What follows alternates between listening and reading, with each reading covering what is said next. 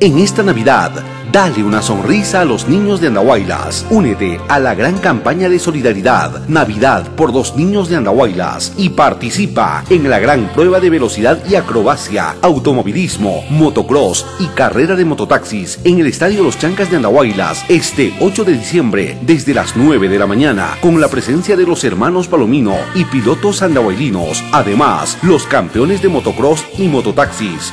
Ven con toda la familia. Entradas populares este 8 de diciembre en el Estadio Los Chancas de Andahuaylas, el Automóvil Club, el Club de Mototaxis y los mototaxistas unidos para darle una sonrisa a los niños andahuaylinos.